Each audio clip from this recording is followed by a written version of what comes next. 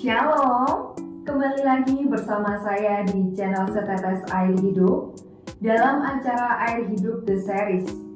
Saudaraku yang terkasih, teruslah menyembah Tuhan. Jangan pernah jemu-jemu menyembah Dia, karena kita tidak tahu kapan Tuhan akan datang ke dunia ini. Untuk itu, mari perlengkapi diri kita dengan senjata Allah. Salah satunya yaitu dengan mendengarkan dan menerima firman Tuhan yang akan disampaikan lewat tayangan video ini. Bagi Anda semua yang sedang menyaksikan, jangan lupa like dan subscribe channel kami ya. See you, Tuhan Yesus memberkati. Salam, Metanoia Meno Peribatio. Pagi hari ini kita akan belajar dari 2 Petrus 3 ayat 1 sampai 16. Nanti setelah ibadah ini selesai, saudara bisa baca ini ya. Tidak mungkin saya pagi hari ini membacakan semua ayat yang ada di dalam 2 Petrus 3 ayat 1 sampai 16. Tapi nanti kalau sudah selesai ibadah ini, saudara bisa baca di rumah masing-masing, yaitu 2 Petrus 3 ayat 1 sampai 16. Saya akan bacakan beberapa ayat. Yang pertama yaitu 2 Petrus 3 ayat yang ketiga. Yang terutama harus kamu ketahui ialah bahwa pada hari-hari zaman akhir akan tampil pengejek-pengejek dengan ejekan-ejekannya, yaitu orang-orang yang hidup menuruti hawa nafsunya. Saya ulang, yang terutama harus kamu ketahui ialah bahwa pada hari-hari zaman akhir akan tampil pengejek-pengejek dengan ejekan-ejekannya, yaitu orang-orang yang hidup menurut hawa nafsunya. Ayat yang keempat, kata mereka, di manakah janji tentang kedatangannya itu? Sebab sejak bapa-bapa leluhur kita meninggal, segala sesuatu tetap seperti semula pada waktu dunia diciptakan. Ayat yang kelima, mereka sengaja tidak mau tahu bahwa oleh firman Allah langit telah ada sejak dahulu, dan juga bumi yang berasal dari air dan oleh air. Saudaraku, pada hari ini kebenaran firman Allah berbicara kepada kita semua. Siapapun itu engkau orangnya yang saat ini sedang mendengar firman Tuhan ini, dengar baik-baik dan perhatikan apa yang dikatakan firman Allah. Rasul Petrus mengatakan, demikianlah firman Tuhan. Yang terutama, yang nomor satu, yang harus kita ketahui. Saudara, di sini dikatakan sudah ada kata terutama, ada lagi kata harus. Ini berarti memang sesuatu yang harus kita ketahui, tidak boleh tidak diketahui. Di sini dikatakan yang terutama. Yang terutama itu berarti yang nomor satu. Yang harus kita ketahui. Jadi kita tidak boleh tidak tahu tentang yang satu ini, saudara. Harus. Oleh karena itu saya sampaikan pagi hari ini. Supaya kita tahu apa itu yang terutama yang harus kita ketahui. Dikatakan pada hari-hari zaman akhir akan tampil pengejek-pengejek, saudara. Hari-hari zaman akhir akan tampil pengejek-pengejek. Dalam Alkitab King James Version, pengejek itu disebut scoffers, artinya pencemooh. Kalau dalam kamus bahasa Indonesia sehari-hari dikatakan pencemooh itu adalah pengejek atau penghina, saudara. Itu namanya pengejek, ya. Scoffers artinya pencemooh. Jadi pengejek itu artinya penghina, saudara. Pencemooh itu artinya pengejek atau penghina. Pada hari-hari zaman akhir akan tampil pengejek-pengejek, pencemooh-pencemooh, penghina-penghina. Ini semua akan tampil pada hari-hari zaman akhir. Pengejek-pengejek, pencemooh-pencemooh, penghina-penghina. Apa yang mereka lakukan, saudara? Apa yang dilakukan oleh pengejek-pengejek, pencemooh-pencemooh, dan penghina-penghina ini, saudara? Yang pertama, pengejek-pengejek ini tidak percaya akan kedatangan Tuhan Yesus yang kedua kalinya. Tidak percaya akan penghakiman akhir zaman, tidak percaya kiamat, dan lain sebagainya, saudara.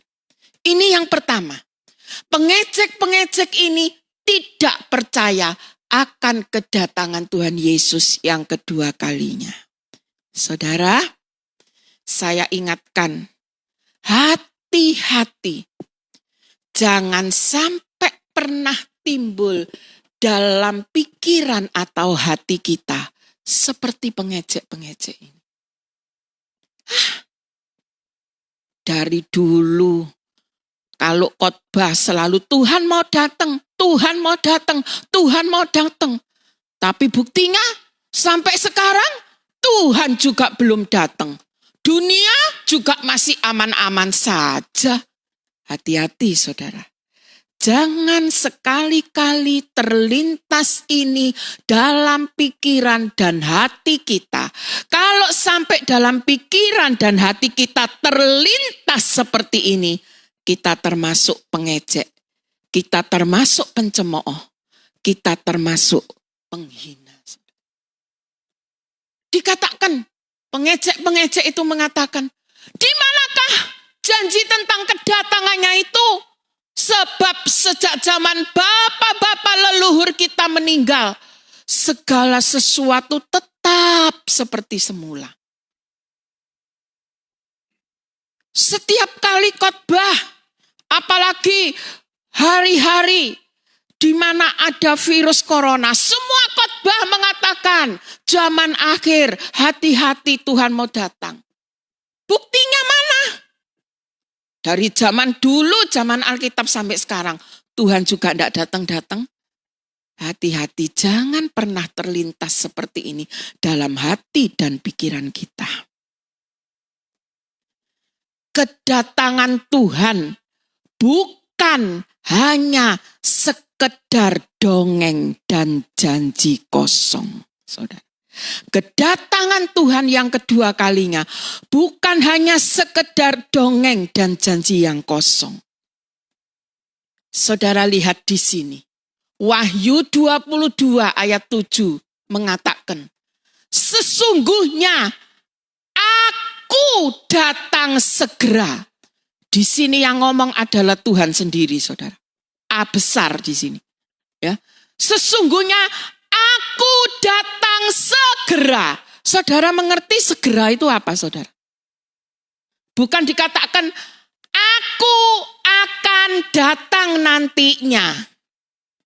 Tapi di Wahyu 22 ayat 7 Tuhan sendiri mengatakan, aku datang segera. Segera.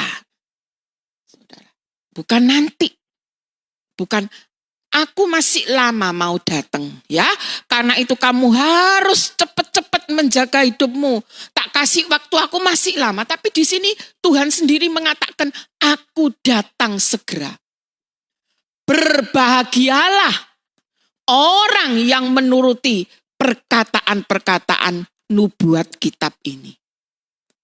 Wahyu 22 ayat 12 juga mengatakan, sesungguhnya, ini Tuhan yang ngomong saudara, sesungguhnya aku datang segera. Ini lebih mantap lagi Tuhan ngomongnya. Kalau tadi Tuhan katakan aku datang segera, di Wahyu 22 ayat 12 Tuhan katakan sesungguhnya. Saudara, Tuhan itu tidak pernah bohong. Tuhan itu tidak pernah omong kosong. Tuhan itu tidak pernah hanya omong doang saudara, omdo. Tetapi apa yang Tuhan omongkan itu pasti terjadi. Dan di sini Tuhan katakan sesungguhnya. Dengan sungguh-sungguh Tuhan katakan bahwa dia segera datang. Dan aku membawa upahku untuk membalaskan kepada setiap orang menurut perbuatannya. Lagi, Wahyu 22 ayat 20. Ia yang memberi kesaksian tentang semuanya ini berfirman, ya, aku datang segera. Kalau tadi Tuhan datang segera. Terus yang kedua, sesungguhnya aku datang segera. Yang ketiga, ya, saudara. Tuhan sendiri yang mengatakan, ya, aku datang segera. Amin. Datanglah Tuhan Yesus. Jadi berarti Tuhan itu memang akan datang saudara. Untuk yang kedua kalinya. Bukan seperti yang terlintas dalam pikiran pengecek-pengecek tadi. Saudara. Oleh karena itu, pekalah saudara. Saya sudah sering kali katakan, pandai-pandailah membaca tanda-tanda zaman.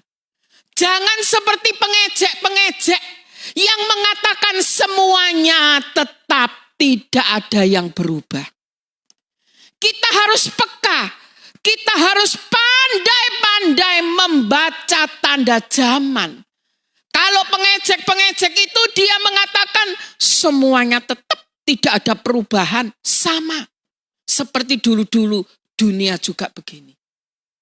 Next. Yesus saja mengatakan saudara.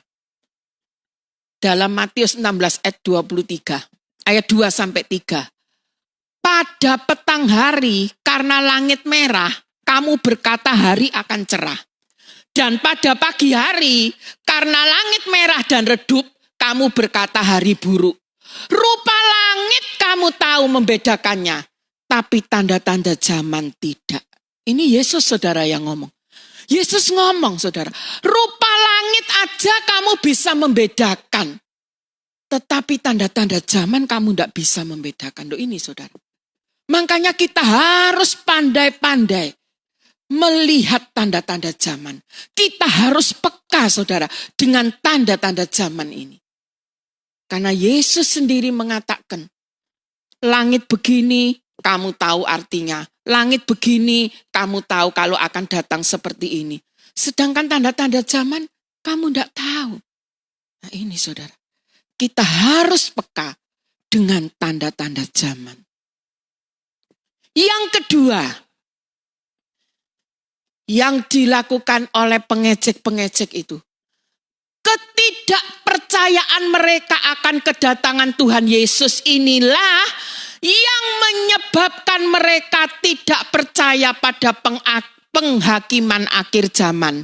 Sehingga mereka hidup menurut hawa nafsu mereka. Yang kedua, karena mereka tidak percaya akan kedatangan Tuhan, mereka tidak percaya akan penghakiman akhir, mereka tidak percaya akan kiamat, mereka hidup menuruti hawa nafsunya. Saudaraku, tentang orang-orang yang hidup menurut hawa nafsu ini, nanti saudara baca, dicatat ini. Saya baca ini, saya merasakan ngeri sekali. Saudara catat ini, nanti baca semua ini. 2 Petrus 2 ayat 1 sampai 22. Saudara baca di rumah. Saya membaca ini ngeri sekali isinya saudara. Tentang orang-orang yang hidup menuruti hawa nafsunya. Menurut 2 Timotius 3 ayat 4, salah satu ciri khas manusia akhir zaman yang dikuasai oleh kedagingan, yaitu lebih menuruti hawa nafsu daripada menuruti Allah. Saudara, hati-hati. Jangan seperti pengejek-pengejek. Jangan seperti pencemooh-pencemooh. Terus ngumbar hawa nafsu, keinginan-keinginan daging ini. Terus diumbar, saudara. Hati-hati. Mari sekarang kita belajar membatasi keinginan daging, saudara. Saudara yang tekun mendengar siraman rohani pagi, siang, malam. Di situ saudara, rohani saudara digodok di situ. Bagaimana kita harus menghilangkan hawa nafsu, keinginan-keinginan daging. Saudara, kalau para pengejek-pengejek akhir zaman, mereka akan terus semakin membesarkan hawa nafsu mereka. Karena mereka tidak percaya akan kedatangan Tuhan. Tapi kita sebagai orang-orang percaya, batasi saudara. Batasi. Jangan diumbar itu keinginan-keinginan daging. Keinginan-keinginan dunia. Hawa nafsu. Karena nanti kalau Tuhan datang, itu semua perbuatan kita diperhitungkan saudara. Di hadapan penghakiman nanti diperhitungkan semuanya saudara. Ayo kita batasi saudara. Setelah kita bisa membatasi, naik lagi, belajar menghilangkan saudara. Keinginan-keinginan daging, keinginan-keinginan duniawi saudara. Karena itu semua musuhnya Tuhan. Kalau di dalam hidup kita penuh dengan keinginan daging, dengan keinginan duniawi, itu artinya kita menuruti hawa nafsu daripada menuruti Allah. Mari kita rubah keinginan kita. Kalau selama ini kita ingin keinginan-keinginan duniawi, keinginan-keinginan daging, mari kita rubah keinginan kita menjadi keinginan-keinginan yang ingin mengikuti kehendak Bapa, melakukan kehendak Bapa. Jangan lebih menuruti hawa nafsu daripada menuruti Allah. Karena ini adalah ciri khas manusia akhir zaman yang dikuasai oleh kedagingan. Galatia 5 ayat 24 mengatakan, barang siapa menjadi milik Kristus Yesus, ia telah menyalibkan daging dengan segala hawa nafsu dan keinginannya.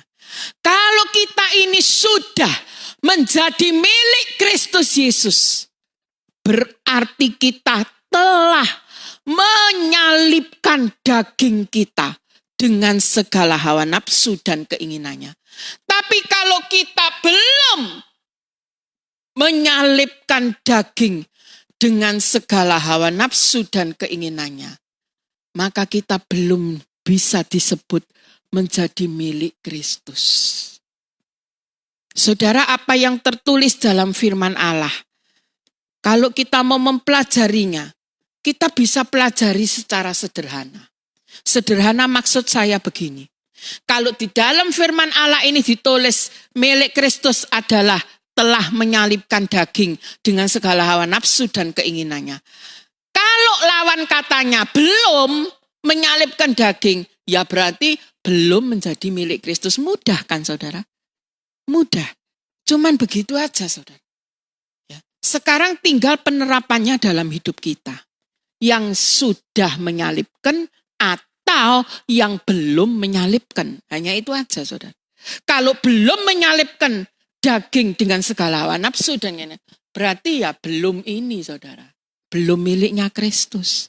Tapi kalau sudah, ya berarti kita sudah miliknya Kristus. Sudah punyanya Kristus. Itu saudara. Yang ketiga, pengejek-pengejek ini sengaja tidak mau tahu tentang kebenaran. Sengaja. Nih ayatnya yang sudah kita baca tadi. Mereka sengaja tidak mau tahu bahwa oleh firman Allah langit dan seterusnya dan seterusnya. Nanti saudara baca di rumah. Sengaja tidak mau tahu, saudara. Orang-orang yang hidup dalam hawa nafsu, kedagingan, dan kejahatan pasti sengaja tidak mau tahu akan kebenaran agar mereka nyaman untuk tetap melakukan kefasikannya. Orang yang hidup dalam hawa nafsu, mereka memang sengaja tidak mau tahu kebenaran. Kalau mereka tahu kebenaran, mereka tidak nyaman. Melakukan kefasikan tidak nyaman. Iku ancene ngene, bener ngene. Tapi kalau mereka tidak tahu dengan kebenaran, mereka nyaman. Melakukan kefasikan itu mereka nyaman, saudara. Jadi memang mereka sengaja tidak mau tahu kebenaran. Mereka sengaja tidak mau tahu tentang firman Allah. Supaya mereka pengejek-pengejek ini tetap nyaman untuk melakukan kefasikannya. Hati-hati ya. Jangan sampai kita sengaja tidak mau tahu kebenaran firman Allah. Karena itu sama saja dengan yang dilakukan pengejek-pengejek di akhir zaman. Saudara, saya ingatkan sekali lagi, jangan kita sengaja tidak mau tahu kebenaran firman Allah. Justru kita harus menyelidiknya dari hari ke hari. Kita harus menyelidik kebenaran firman Allah ini, saudara. Jangan sampai itu kita tutup supaya kita tidak tahu kebenaran firman Allah. Kita justru harus menyelidik dari hari ke hari. Karena itu selalu saya bagikan 3 kali sehari siraman rohani. Supaya kita menyelidik terus kebenaran firman Allah. Saudaraku, kalau pengejek-pengejek itu mengatakan, di manakah janji tentang kedatangannya itu? Sebenarnya adalah karena mereka tidak mengerti bahwa kalau sampai saat ini Tuhan belum juga datang, itu karena Tuhan sabar menunggu pertobatan kita. Dan Ia masih memberi kesempatan kepada kita untuk bertobat. Saudara, di sini dikatakan Tuhan itu sabar menunggu. Menunggu itu bukan pekerjaan yang enak loh, saudara. Saudara kalau menanti sesuatu, misalnya janji sama orang dijemput jam 10. Jam 10 gorong teko, jam 10.20 belum datang, setengah 11 belum. Orang menanti itu tidak enak loh, saudara. Paling tidak enak itu menanti. Nah ini, tapi Tuhan itu sabar menunggu pertobatan kita. Pengejek-pengejek itu tidak ngerti hal ini, tuh dia tidak ngerti, saudara. Ya, dia sabar menunggu pertobatan kita. Dan Tuhan masih memberi kesempatan kepada kita untuk bertobat. Seandainya, saudara, detik ini, pagi ini, kita tengah-tengah mendengar firman gini, Tuhan datang. Saudara-saudara yang belum bertobat kan masih keteteran, saudara. Waduh, Tuhan, naik lagi, Tuhan, naik lagi. Jangan dulu Tuhan, aku masih kurang ini, naik lagi Tuhan. Pasti begitu, saudara. Makanya Tuhan itu sebetulnya ingin itu tidak ada yang binasa. Semua itu selamat. Makanya Tuhan itu sabar menunggu, saudara, pertobatan kita. Karena Tuhan menghendaki tidak ada yang binasa. Dienteni sama Tuhan dengan sabar. Karena Tuhan tidak mau si A, si B, si C binasa. Tuhan tidak mau. Tuhan cinta. Ayo nek iso semua masuk surga. Tak enteni. Ayo tak enteni. Tak tunggu dengan sabar. 2 Petrus 3 ayat 9. Tuhan tidak lalai menepati janjinya. Sekalipun ada orang yang menganggapnya sebagai kelalaian, tetapi Ia sabar terhadap kamu. Karena Ia menghendaki supaya jangan ada yang binasa, melainkan supaya semua orang berbalik dan bertobat.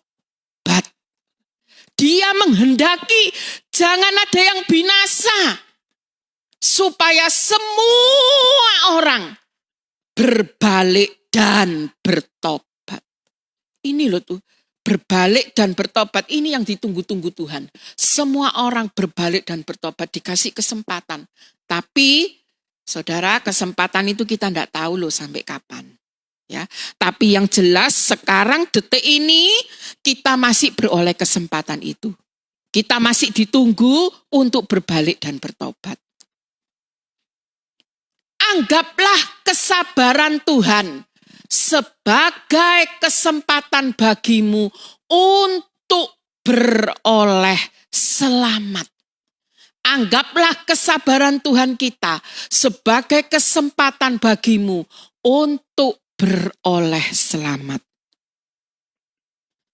Pernah saya sampaikan kepada saudara bahwa saat ini kita sedang hidup di dalam ruang waktu kesabaran Tuhan, yaitu ruang waktu kesempatan untuk bertobat.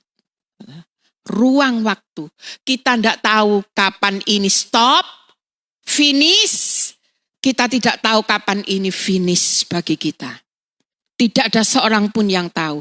Finishnya itu bisa karena Tuhan datang. Finishnya ini bisa karena cukup sekian kita hidup di dunia ini. Dua finish ini tidak ada yang tahu. Tetapi yang jelas, sekarang kita berada di sini. Kita berada di sini. Yang dimaksud kesempatan di sini bukan kesempatan yang bisa diulang, melainkan kesempatan yang hanya sekali saja. Jadi kalau kesempatan ini tidak kita pakai, tahu-tahu kita masuk ke finish, tidak bisa diulang. Kita tidak bisa ngomong, "Sik Tuhan, balenono maneh. Aku tak balenono lagi Tuhan, aku tak bertobat." Tidak bisa. Ini tidak bisa, bukan kesempatan yang seperti kita main ke rumah teman kita. Ning, besok jam 7 aku main-main ke rumahmu ya. Oh iya kok. Besok jam 7 kita telepon, Ning, aku sik repot Wis ben ayo kesempatan cek akeh ae kok cek dawa waktune. Oh iya gak apa-apa ben ae. Ini bukan kesempatan yang seperti itu, Saudara. Tapi ini kesempatan yang sekali. Yang tidak akan ada lagi dan tidak bisa diulang. Kalau sampai kita tidak menggunakan kesempatan ini untuk bertobat, apa yang akan terjadi? Kalau sampai kita tidak menggunakan kesempatan ini untuk bertobat, tiba-tiba finish datang, apa yang terjadi? Binasa. Tadi Tuhan sudah mengatakan, aku tunggu kamu dengan sabar supaya kamu tidak binasa, supaya kamu bertobat dan berbalik. Jadi kalau kita tidak menggunakan kesempatan itu dan kita tidak bertobat, tiba-tiba finish datang, kita binasa. Binasa itu yaitu hidup kekal di neraka. Di neraka itu nanti bukan gini loh. Oh masuk neraka disiksa terus mati. Enggak loh saudara. Di neraka itu siksaannya seumur hidup. Jadi kita enggak mati. Di neraka itu enggak mati saudara. Hidup tapi disiksa terus dan itu kekal. Makanya di neraka itu juga hidup kekal saudara. Cuman berbeda dengan hidup kekal di surga. Beda sekali saudara. Jadi kalau di dalam kesempatan ini kita tidak gunakan, tahu-tahu finish datang dalam hidup kita akan binasa. Binasa itu apa? Hidup kekal di neraka, saudara. Di neraka itu kita tidak akan dihukum terus mati. Tidak. Terus dihukum terus seumur hidup terus, itu namanya hidup kekal. Terus dihukum terus, saudara. Mengalami hukuman-hukuman itu. Itu namanya binasa, yaitu hidup kekal di neraka. Saya lagi menyusun khotbah tentang keselamatan dan 2 hidup kekal ini, saudara. Di neraka dan di surga. Jadi hati-hati ya saudara. Ayo kesempatan ini kita pergunakan.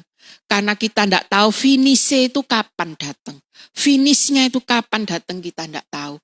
Mari kita gunakan mumpung masih ada kesempatan. Supaya hal ini tidak terjadi dalam hidup kita. 2 Petrus 3 ayat 9 mengatakan, Tuhan tidak lalai menepati janjinya. Sekalipun ada orang yang menganggap sebagai kelalaian. Kalau pengejek-pengejek tadi menganggap janji Tuhan itu sebagai kelalaian daripada Tuhan. Tetapi sebenarnya itu adalah baik untuk kita. Supaya kita berbalik dan bertobat. Kita tidak akan pernah bisa menduga sampai berapa lama kesempatan ini ada pada kita. Karena kita tidak tahu seberapa panjang umur kita. Saudara, hari-hari ini pasti kalau berbicara secara kasarnya banyak orang takut mati. Pastilah saudara, banyak orang takut mati. Karena apa? Karena COVID-19. Pasti orang takut mati, saudara. Kita tidak pernah menduga sampai berapa lama kesempatan ini ada pada kita. Karena kita tidak tahu berapa panjang umur kita. Yang Tuhan inginkan ketika finish itu sampai, kita tidak binasa. Karena ketika di dalam kesempatan ini, kita sudah mempergunakannya dengan baik-baik. Jangan sampai kesempatan ini habis, kita belum bertobat, maka pasti kita binasa. Apalagi kedatangan Tuhan sudah tidak lama lagi. Berarti kesempatan kita sudah semakin dekat dengan kesudahannya. Oleh karena itu, percepat 2 kali lipat pertobatan saudara. Saudara, finish ini sudah tidak lama lagi. Kalau kita pandai-pandai membaca tanda zaman, finish ini, ujung finish ini sudah tidak lama lagi. Oleh karena itu, gunakan kesempatan ini dengan baik. Bila perlu percepat 2 kali lipat pertobatan kita, saudara. Percepat, saudara. Karena nanti kalau kita tidak nututi payah, saudara. Percepat, saudara. Supaya kita coron itu kita nguber di finish ini, saudara. Kalau tadinya dulunya kita masih enak-enakan, sekarang kita harus tebus enak-enakan itu dengan mempercepat 2 kali lipat. Karena ini sudah hampir tiba, saudara. Finish ini. Jangan sampai kita menyalahgunakan kesabaran Allah dengan berjalan di jalan orang fasik, serta duduk dengan perasaan aman dalam keadaan tidak bertobat. Leha-leha seperti pengejek-pengejek. Duduk manis dengan rasa aman tidak bertobat karena tidak percaya akan kedatangan Tuhan. Jangan, saudara. Kita jangan duduk manis dengan tidak bertobat. Tapi kita harus lari mengejar pertobatan itu. 2 kali lipat kita harus lebih percepat, saudara. Karena finish ini sudah hampir tiba. Ada orang yang masih diberi waktu oleh Tuhan untuk bertobat. Tapi orang itu tetap tidak mau bertobat. Ini ada loh saudara. Nanti saya tunjukkan ayatnya. Saya juga ternyata wis dikai kesempatan bertobat masih tidak mau bertobat itu ada loh saudara. Ya, nanti saudara kaget kalau baca ayatnya. Ada orang yang walaupun sudah diberi kesempatan tapi tetap tidak mau bertobat. Sampai mati aku yang ngene, aku mau berubah. Ada loh saudara. Wahyu 2 ayat 21. Dan aku, A besar ini berarti Tuhan. Aku telah memberi dia waktu untuk bertobat. Tuhan sudah memberi waktu untuk bertobat, tapi ia tidak mau bertobat. Ini saudara. Wahyu ini sudah menulis loh. Aku Tuhan sudah memberi waktu kepada dia untuk bertobat, tapi ia tidak mau bertobat. Loh ini saudara. Nah ini yang repot kalau kena orang gini nih saudara. Kayak gak duwe rasa wedi. Belas sih loh. Tuhan sendiri yang ngomong, aku sudah kasih kesempatan untuk dia bertobat. Sudah kasih waktu, tapi dia tidak mau bertobat. Loh ini saudara. Kita jangan jadi orang yang dengkal seperti ini saudara. Wis dikai waktu bertobat, tapi jek gak gelem bertobat. Bahkan ada, ini nanti saudara baca, ada di masa malapetaka hebat nanti, ya bukan sekarang, nanti kalau menjelang kedatangan Tuhan kan ada masa malapetaka hebat. Masih ada juga orang yang tidak mau bertobat saudara. Ini ayatnya. Tetapi manusia lain yang tidak mati oleh malapetaka itu tidak juga bertobat dari perbuatan tangan mereka. Loh ini saudara, sudah masuk masa malapetaka besar di kitab Wahyu. Tapi itu pun masih ada orang yang tidak bertobat loh saudara. Loh iki loh saudara ya opo. Wis masuk zaman malapetaka besar, bukan zaman corona. Ini mah ujungnya kuku saudara, corona. Nanti kalau Tuhan mau datang di Wahyu dikatakan ada malapetaka besar, saudara baca. Sampai saat malapetaka besar itu juga masih ada yang tidak mau bertobat. Ini memang jan saudara, wes sembuh. Memang jan dia berniat masuk binasa saudara. Kalau seperti ini ya apa? Wong wis masa malapetaka besar sik tetep gak gelem tobat saudara. Masih tetap melakukan hal-hal kedagingan duniawi. Ini kan sudah jelas-jelas orang yang memang berniat masuk binasa. Nih, Wahyu 16 ayat 9 mengatakan, dan manusia dihanguskan oleh panas api yang dahsyat, dan mereka menghujat nama Allah yang berkuasa atas malapetaka-malapetaka itu, dan mereka tidak bertobat. Dihanguskan panas api yang dahsyat, tetap tidak bertobat. Aduh. Hati-hati saudara. Ada panas api dahsyat yang menghanguskan, tapi tetap tidak bertobat. Payah ini. Dan mereka menghujat Allah yang di surga karena kesakitan, karena bisul mereka. Tetapi mereka tetap tidak bertobat. Dikasih bisul, bukan sembarang bisul saya percaya. Bukan hanya cuman kayak bisul udunan saudara. Dikasih bisul sampai mereka loh kesakitan. Loh. Karena kesakitan, karena bisul mereka. Tetapi mereka tetap tidak tobat saudara. Cialat ini saudara. Saudara jangan jadi seperti ini. Jangan sampai ada warga ABC Mosar yang seperti ini. Sampai Yesus datang, aku mau tobat. Wes tak, memang tak niati aku masuk neraka. Jangan saudara. Kayak ini loh saudara. Kalau sekarang saudara masih punya dosa-dosa kesayangan, saudara, buang itu. Memang tidak mudah. Saya pernah jalani. Membuang dosa kesayangan itu tidak mudah. Saya orang yang senang bersolek. Saya orang yang senang berdandan, saudara. Tapi Tuhan mengerjakan hidup saya untuk saya bisa lepas dari bersolek. Enggak gampang, saudara. Itu dosa kecintaan saya. Eman sampai nek iku di gua. Eman Tuhan. Itu saya mengalami luar biasa saudara. Dalam hidup saya. Ketika dosa kesayangan saya Tuhan ngomong buang. Kalau kamu tidak buang itu. Apa yang kamu ucapkan di mimbar. No. Itu saudara. Sakit. Sekarang saudara punya Dosa kesayangan apa? Ojo sampai koyo iki. Wis dikei bisul, suwakete nemen karena bisul tetep ndak tobat. Wis dikasih api yang dahsyat tetep gak tobat. Buang, saudara.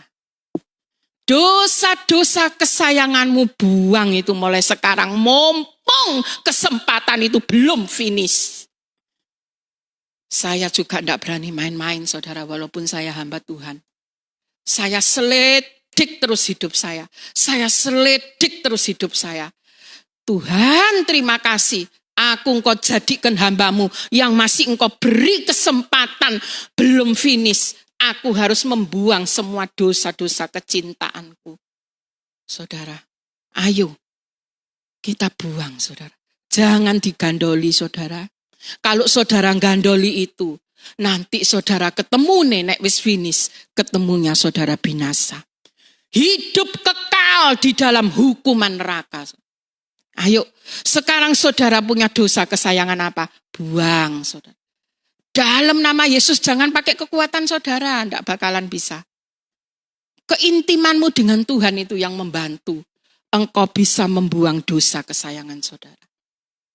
Intimlah dengan Tuhan. Sehingga engkau punya kekuatan. Untuk engkau bisa membuang dosa kesayangan itu. Saudara. Cepat saudara, cepat. Karena kedatangan Tuhan sudah tidak lama lagi. Kesempatan ini sekarang ini masih ada. Ayo kita gunakan dengan sebaik-baik. Jangan kita menjadi orang Kristen yang tidak pernah mau bertobat. Oh, aku wis percaya Yesus, aku wis dibaptis, Yesus sudah mati untuk aku wis selamat. Tapi saudara ingat, keselamatan itu harus dikerjakan. Kalau tidak dikerjakan ya podo ae binasa, saudara. Harus dikerjakan. Oleh karena itu, saya himbau kepada seluruh warga ABC Mosar. Kalau sekarang engkau masih punya dosa kesayangan, keintimanmu dengan Tuhan akan memberi engkau kekuatan untuk kau buang jauh semua itu. Jangan disimpan. Kita masih hidup di masa kesempatan ini. Puji Tuhan. Terima kasih Tuhan. Aku buang ini. Satu persatu buang, saudara. Buang.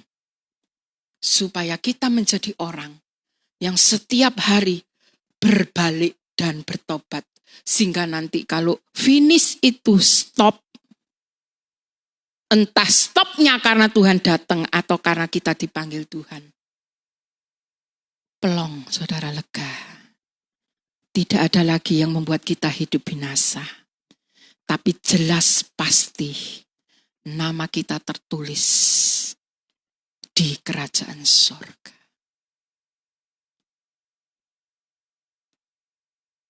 Saya tidak sembarangan kasih renungan di siraman rohani 3 kali sehari. Tapi saya betul-betul saya cari firman-firman yang bisa mencuci otak kita. Supaya otak kita, pikiran kita ini dibaharui. Sehingga kita meninggalkan kecintaan-kecintaan duniawi. Dan kita betul-betul masuk kecintaan melakukan kehendak Bapa. Karena Matius 7 ayat 23 mengatakan, bukan pendeta yang pintar khotbah di mimbar yang masuk surga. Tetapi orang yang melakukan kehendak Bapa itu yang masuk dalam surga. Makanya kalau saudara tekun mendengar siraman rohani ini 3 kali sehari, itu akan menggodok pembaharuan pikiran kita. Saya sendiri pun yang ngasih itu, walaupun saya sudah dengar, saya dengar ulang loh saudara. Saya dengar ulang sehari 3 kali.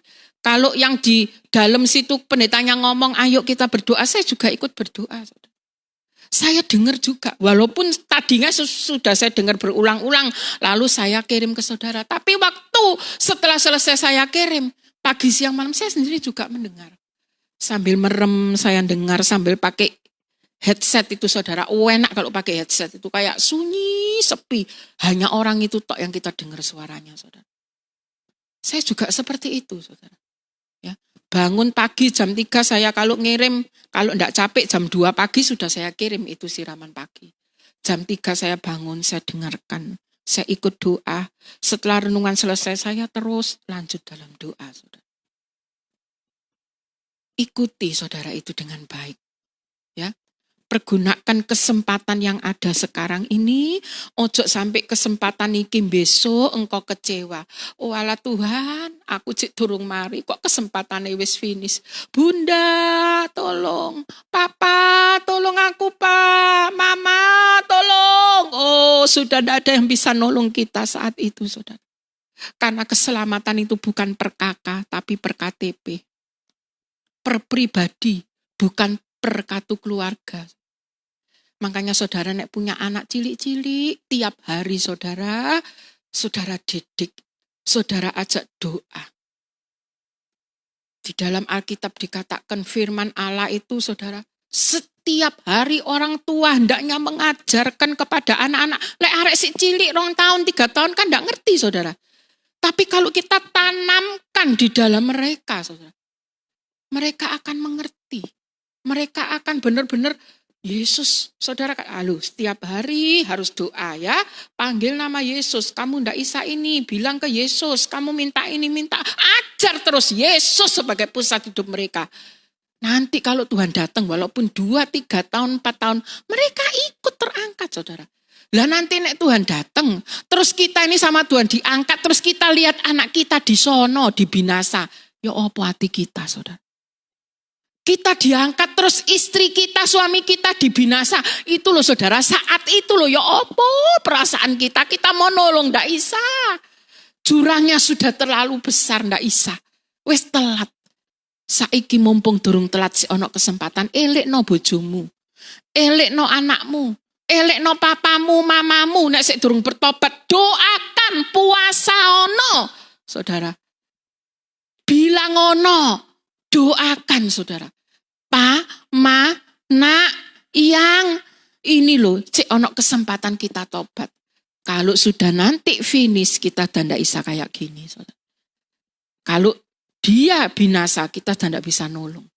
Mereka bengok-bengok oh ya apa wis ndak iso. Paling kita kita cuma bisa gitu saudara. Dan itu percuma karena sudah terlambat. Makanya sekarang masih ada kesempatan, ayo kita pakai.